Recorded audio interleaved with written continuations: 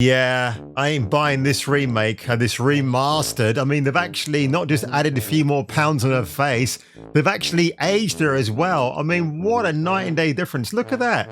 Look at this beautiful young face right here. And I've turned it into the Blob. Oh my goodness me.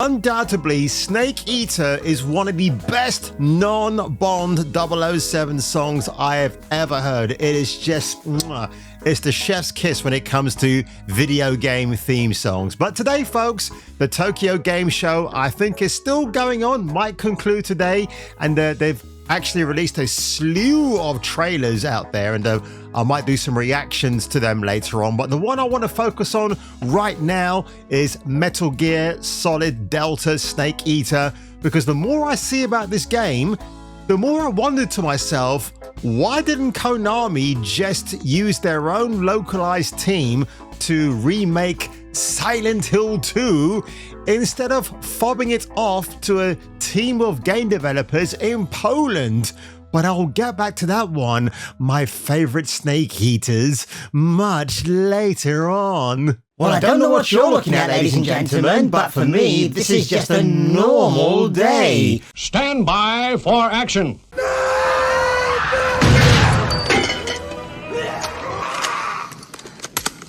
Yo, she-bitch. Let's go.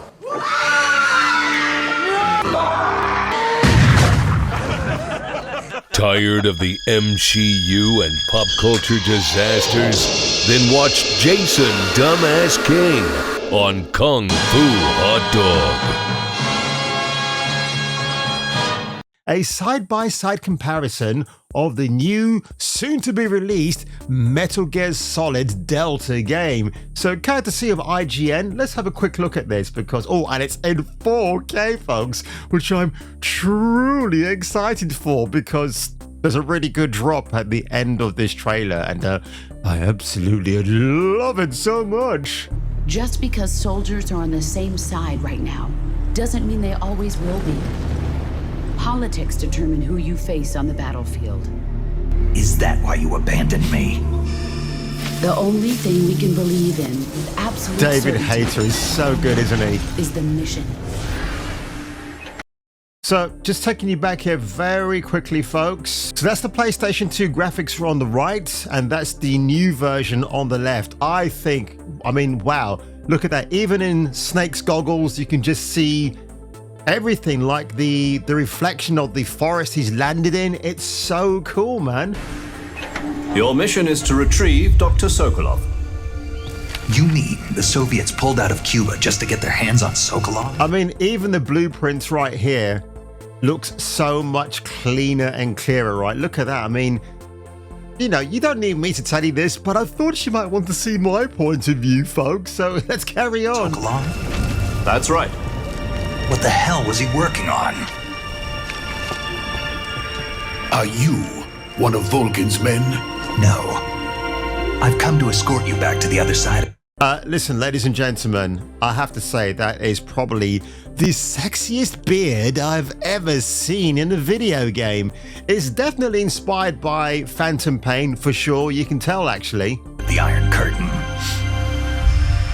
That's what they were making you build. Yes, the Shagohod.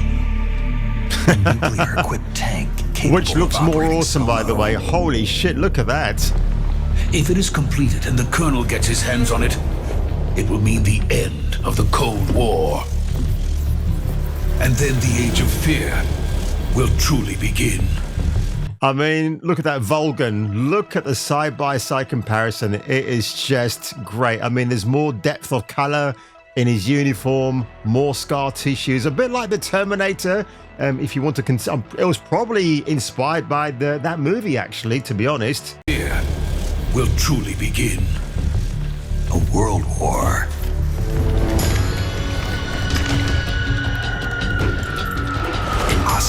never lets his prey escape. Sokolov was being guarded by the KGB and hunted by Gru? Snake, it sounds like this could be even hotter than Q. Some people have had a problem with his facial design, but I think he looks good.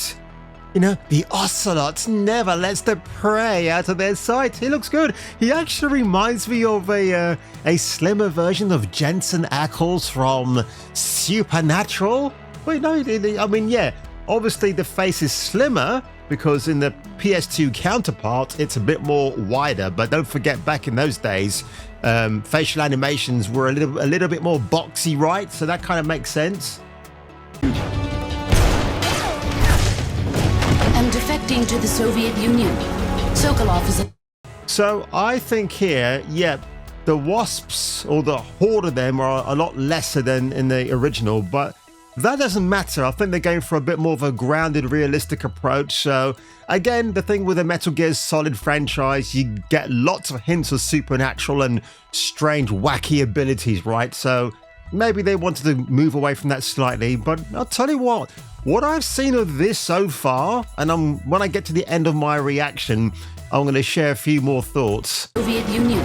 Sokolov is a little gift from my new hosts. Are we taking him with us? No, this one is still just a child. He has not yet found an emotion to carry into battle. Even if they are our enemies, they're still our countrymen. But it won't be me that pulled the trigger. Colonel! It'll be our friend, the American defector.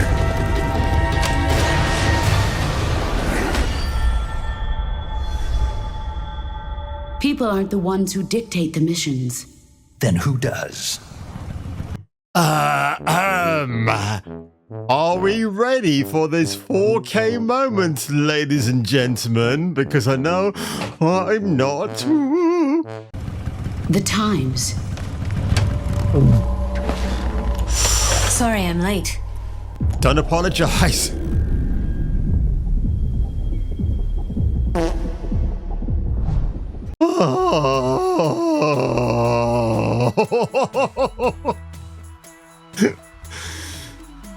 Let's just soak this in for a minute. Eva, look at that. I mean, I thought she was hot in the original MSG3, but holy shit. This is how you remaster one of the most attractive females from the Metal Gear Solid franchise. And I will say, a lot of their characters, the males and the females, were all very attractive, weren't they? And I will say, now she obviously unzips her top because we get to see her bikini underneath. Konami, if for some reason you're just baiting us here with this moment, okay, if you're doing that, and then we get a reveal that she's got no titties or she's really flat as a pancake, I'm getting a refund. I'm going to order a refund. But if you're based, and I'm pretty sure you're based, Konami, you will not alter this design any further than you have to. But if you want to go further, where you want to give her a bigger cleavage, then by all means, go ahead and do that. But what a comparison. I mean, more depth in the eyes, just the facial complexion is better. She's obviously paler in the original. Some people say she doesn't wear lipstick on the original version right here, but from a guy that pays attention to these type of things, I think she is like a lighter pink lipstick, but here it's more rouge, which is pretty cool. The goggles look great. I mean, just when she gets off the motorcycle is so awesome. I mean, this is the reason, folks, why you've got to appreciate. I know the talk about, oh, why do they want to remake video games from past, many decades ago? Not many decades, but many years ago, right? And I'm welcome to that. If you do it, if you do a good job, it's going to be, you're going to invite a new audience, not the modern audience. No such thing as a modern audience. The actual developers who make these games or remake them, they're the modern audience. But I would actually beg to differ. Some game developers aren't buying the modern audience bullshit. They just want to make a very good video game, but they're not allowed to because they're being dictated from the higher edge lords from above. Sorry I'm late. Oh, God. This never gets old. Oh, God. Jesus. I'm actually speechless. She looks good.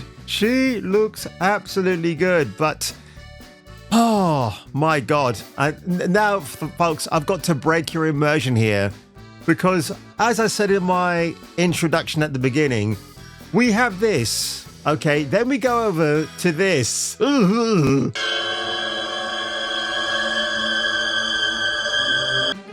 Silent Hill Who remake from Team Boober in Poland.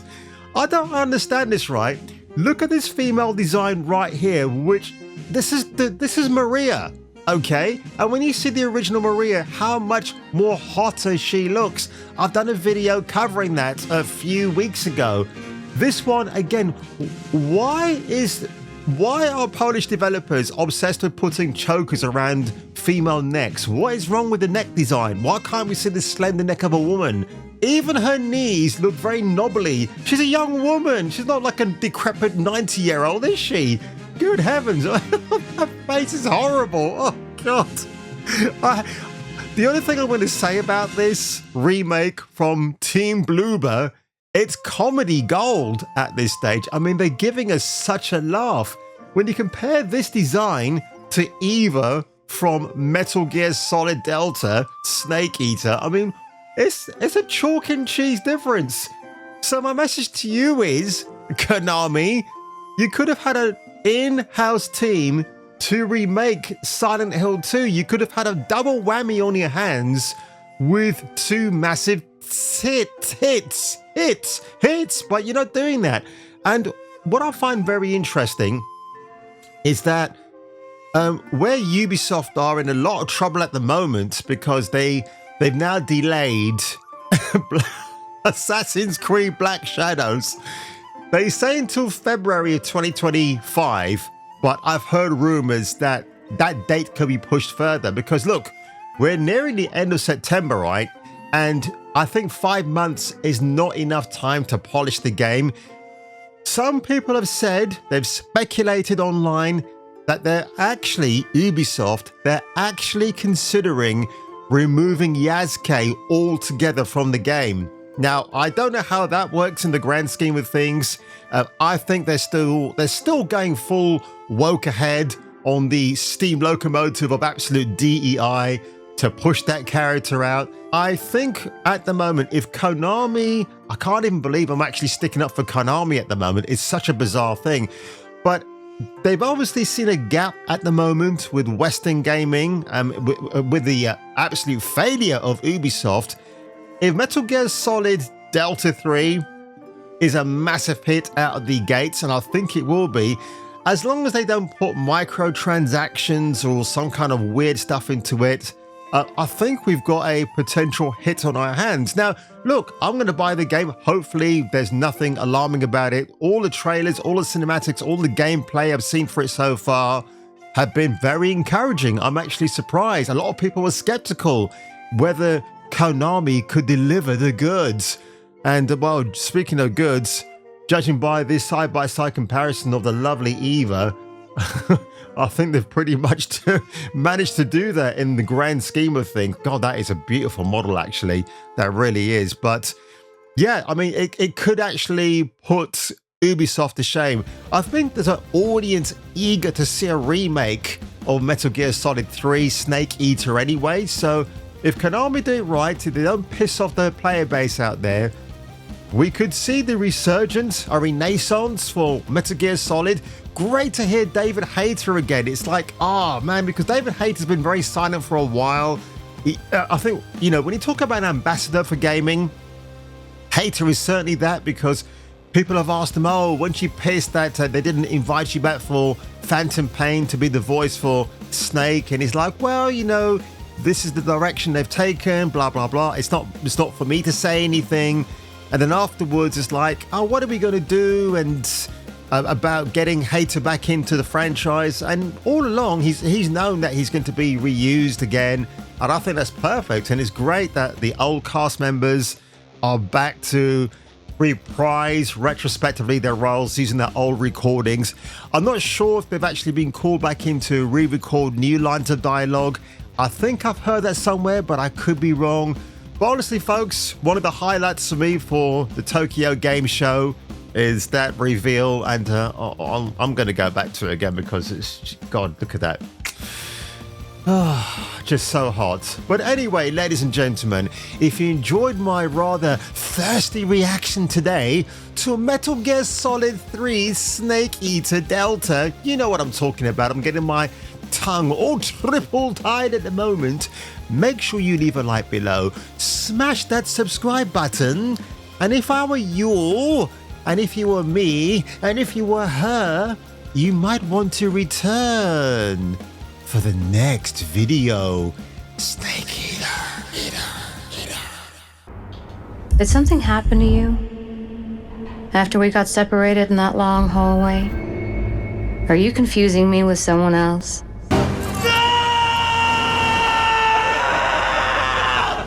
Have a great one, my friend.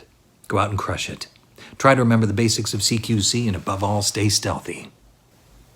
And if you're ever feeling down, just remember this. Jason King, you're pretty good.